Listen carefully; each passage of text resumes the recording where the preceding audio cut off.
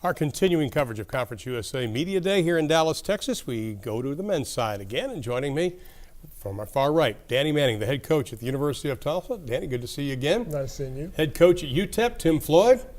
Over to my left from UAB, Jared Hass, and on the far end, head coach of the newest member of Conference USA, Brooks Thompson from UTSA. Gentlemen, good to have you with us. What we'll do is we'll start one end, work our way around, and then I'll also give you questions at the end, and I promise they won't be hard. How's that? Sounds great. Very good. Danny, one season under your belt. How was it? What did you learn? It was a lot of fun. Very, very different in the sense of there's so much go get 'em in you that first year of wanting to get everything in the first week or the first couple of days, and then realizing that it's a journey, it's a process, it takes time to build, and you have to continue to work and get better each and every day. So, and then reflecting back as a player, that's also helped me, knowing that, hey, there are days I don't want to go out there and spend so much time out on the court like we did when I was a player. So, you know, that's helped me out a lot, is understanding that it's a process or a journey. I've had head coaches tell me that when they went from the head coaching job to the assistant job to the head coaching job, that seat is just one over, but it's a mile away. It's a little different. Yes, Did you learn that? Oh, absolutely. The suggestions that I was making as an assistant, a little bit different now when you're making the call as a head coach. And this year, 12 players are either freshmen or sophomore. You don't have any hair to lose, but I would think that would probably increase it. But seriously, the excitement of having these young players that are now your players, what's that like? It's a lot of fun. You know, there's a culture there that the guys work hard. They hold each other accountable. And, you know, as long as we have that type of mentality and mindset, we're going to get better. How quickly we get better or what level we get to, I'm not for sure, but I definitely feel like we're moving in the right direction. Well, you had some guys dinged up last year. Rashad Smith only played 4 games. Give us an update on all the injuries and the players that were dinged last year. We're a little bit healthier now than we were during the season, so summer was good for us. You know, we had our freshmen really, their bodies started to change, like most freshmen. They gained anywhere from 10 to 20 pounds, depending on who it is, and health-wise, we're ruined, ready to go, and we're excited. Rashad Smith, foot injury, healed? Healed. Had a very good summer. We're expecting him to pick up where he left off from last year after playing those first 4 games. Well, I look at James Woodard and DeAndre Wright, 2 freshmen last year. Is there a big jump between freshman and sophomore year? I believe so. You know, those 2 guys had great years for us in terms of making the freshman all-conference team. But, you know, there's more weight placed upon them this year because we know what they're capable of and how they played last year. So those 2 guys, and Shaquille Harrison, started every game for us for the most part. And, you know, we're expecting big things from those guys. Has the game slowed down for the 3, especially James? I believe it has. You know, last year was a trying year in the sense of it was new for everybody, new for the coaches, new for the players. This year we have players teaching players, and we didn't have that in the past, so that's always nice. Pat Swilling Jr., we had a game where it was pretty exciting, where he had some pretty key shots, obviously, in the SMU game, I think it was. Pat Swilling, what has he worked on this summer? You know, Pat has really dedicated himself to getting in very good shape, and his body looks good. And you know, Pat is a very confident young man, and he's kind of a gunslinger. He's going to shoot the ball. We know he's going to shoot the ball, and you know, he's capable of going off and scoring bunches of points in a hurry. What did the team learn from a mental standpoint? 6 of your final 7 losses by single digits. They were this close. You finished 17-16, but you look at that, you said, that close to winning 20-plus games. Well, we go back, and as coaches, we talk about one possession early in the game that cost you the game down the road, and that's something that we harped on over and over again. And I think our young guys are starting to grasp that understanding that, you know, a possession in the first half is just as valuable as a possession at the end of the game. All part of the learning process. Absolutely. Danny will be talking to you again in a minute. Joining us now, head coach at UTEP, Texas El Paso, Tim Floyd. Tim, good to have you with us. 18-14, 10-6 last season, 3 returning starters. Is there an excitement coming into this year? Well, I think that we were real excited based on our recruiting class, which was ranked in the top 10 in the country. But we lost our starting backcourt, and then we lost all 3 signees that were were brought in to replace our backcourt. So I think there's a lot of questions about who we will be this year. I think the players are excited. They're always excited to get out. As coaches, sometimes we're a little bit more more concerned. Yeah. Cedric seemed like he got a little more aggressive as the year went on. You Is know, that a fair statement? Well, I would say so. He was towards the end of his sophomore year, certainly more confident. He's always played hard, always been a great game plan guy, always been a solid rebounder, and I think he's growing offensively every time out. Julian Washburn, what does he have to do this year to kick up his game another notch? Well, he finished very strongly last year. His last 5 games were 18 to 23 points a game. Got more confident offensively. We think he's a terrific talent. He's arguably one of the 2 or 3 best defenders that I've ever coached. And, he's a guy who can post and can face and play and loves the game, and we'd expect him to get better again. Foul shooting, always a key in no matter what game. The opponents were plus 132 in free throw attempts. 5 players were DQ'd at least one game for Texas El Paso this year. Well, you really did your research there. I didn't know that. It's the UB Brown in me. I apologize for that. I know Danny's favorite guy. And it just stuck out to me that you had that many players DQ'd at least one game. Is that something you talk about, or is it something you just hope it works itself out? Well, it probably means that you don't have great depth. You're having to play guys extended minutes. We've always tried to emphasize playing with our feet, not our hands. Probably didn't do a good enough job in that area. And then how do you get fouled? You know, you got to throw it in there or drive it in there, and we weren't particularly a good driving team. And we lost the 3 guys that could dribble that we signed this year, so I don't know how much better we'll be in that area this year either. Offensive rebounding. Area needs improvement. I had about 9 per game. You'd want to be around 12, 13, 14, correct? Yeah. And you know how you solve that? You recruit rebounders. And we tried to do that a little bit, and brought a guy in from Detroit named Vincent Hunter who can really go chase it on the glass. We have a 7'1" guy, red shirt, named Matt Wilm, and Matt tore his labrum there the day before practice started. I don't know that he'll play much this year, but that was the intent, to get a little better in that area.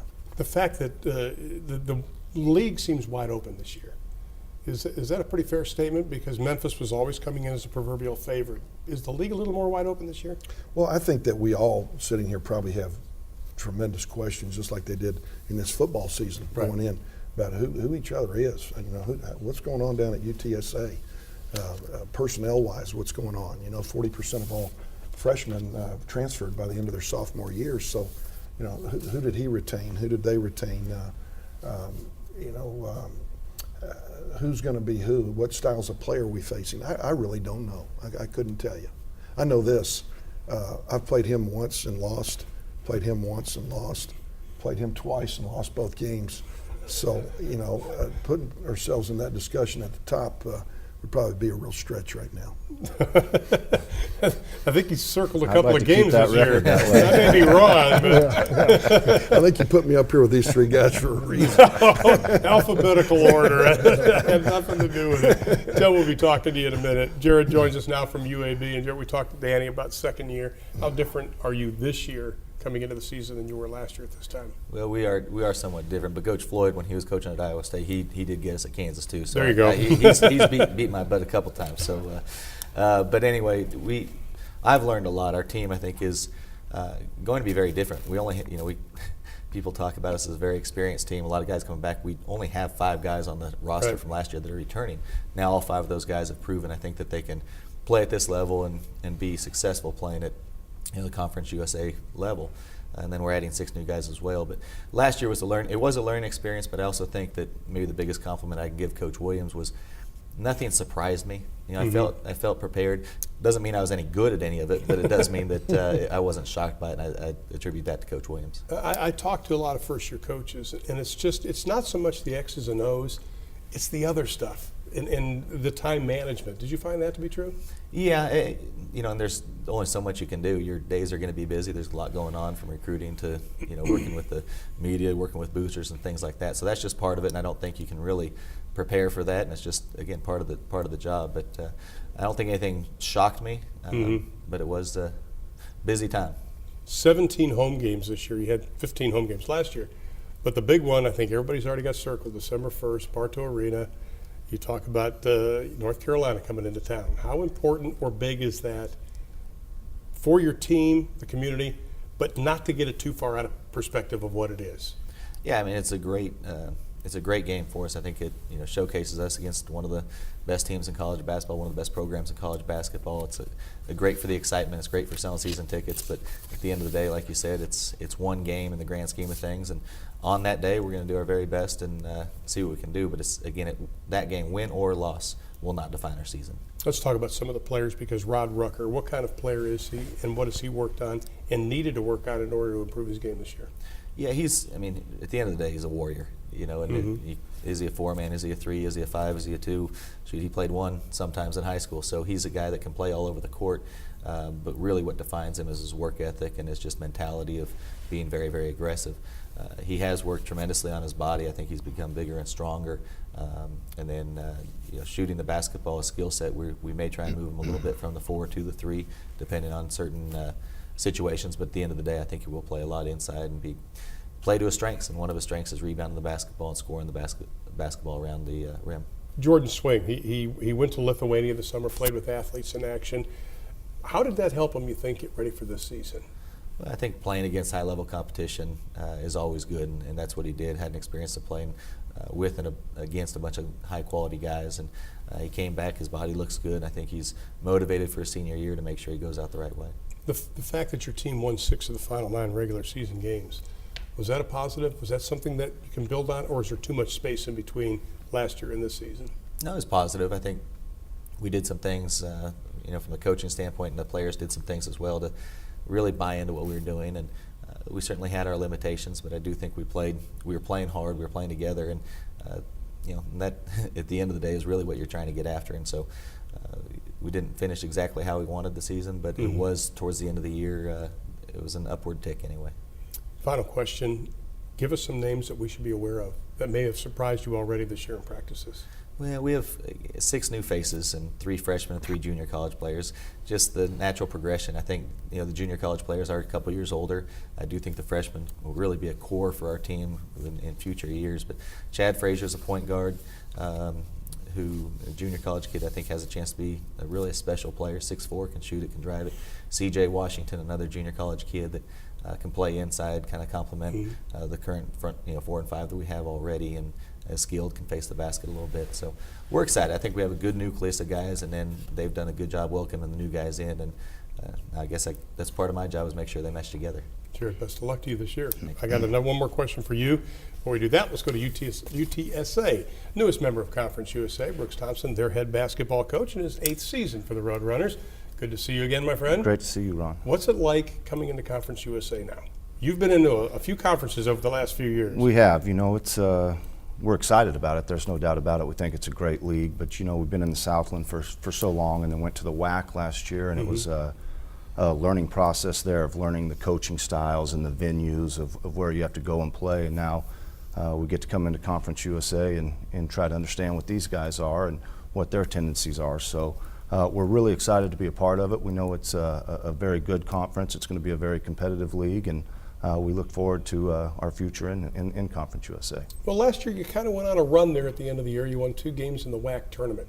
How much 2 does that games help? is a run? Well, we'll keep it in perspective here. But winning two games in the tournament.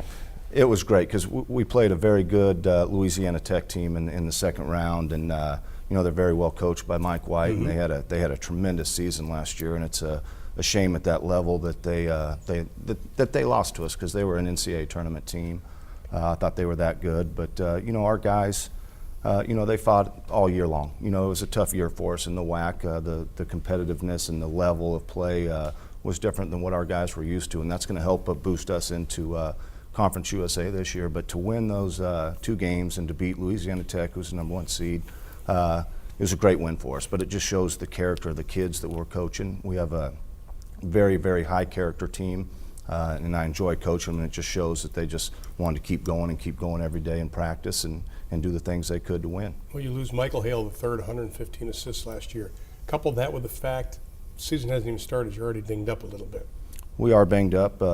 Practices are not as competitive or as physical as I'd like them to be, but that's no excuse to make. And losing Michael will really, we're going to rely on two newcomers to play the point for us, and they're going to have to do a good job for us and quarterback our basketball team. But being banged up, it is what it is. Everybody's going to have their injuries or have their problems, but you just have to get through it and make sure that you understand as a coach how banged up they are, and try to monitor what you can to do to make practices better, more competitive, and keep getting better as a team. Can you give us an update on those that are injured and their status? Yeah, basically our whole front court. Everybody who can rebound, but it is what it is. Jeremy Hill's banged up. He hasn't been able to practice quite yet, and he's our leading scorer and leading rebounder coming back from last year. And Enrico McGregor, who we had slated to be our point guard or our starting center this year, and then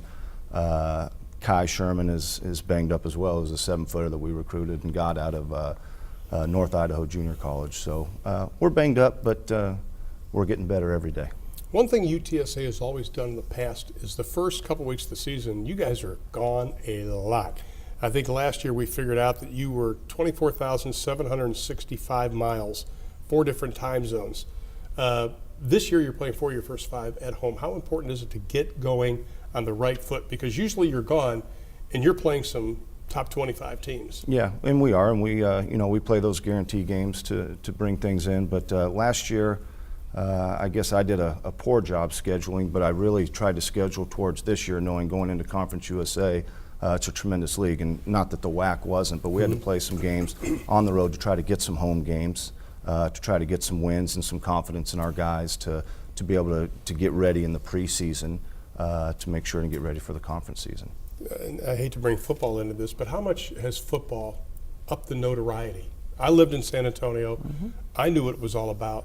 But does football kind of add a little more notoriety to the school, you think? Well, it has to. It's Texas, and everybody in San Antonio. Now we've got Division I football in San Antonio. So it's brought a lot to the table for us in terms of being able to get out in the community and, seeing UTSA banners or UTSA T-shirts. You never saw that until football got going, and from that standpoint, it's been a tremendous asset for us. Do you think that'll help you? Oh, I think it has to. I don't think I have a choice. I have to use it. I think we've got a great head football coach in there, Larry Coker, and I think in their third young season, I think they've done a tremendous job there. And if I don't use it as a basketball coach to go off that publicity, then I'm not very smart. And I think it's helped me already tremendously, especially in the community. Welcome to the conference, my friend. Thank you so much, We've been Ron. good friends a long time. Absolutely. Glad to have you here. Now, I want to ask each of you one question. It's very simple, and we'll go around. Danny, I'll start with you. If there's one thing you could change in basketball, good or bad, or good for the good, either on or off the court, what would it be? For our game, I would say transfers. It's been unanimous on that, by the way, all day today. But Everybody'd have to sit a year. yeah. Tim? I'd probably have a couple. 2 years ago, the Big East had 11 out of 14 teams in the NCAA tournament.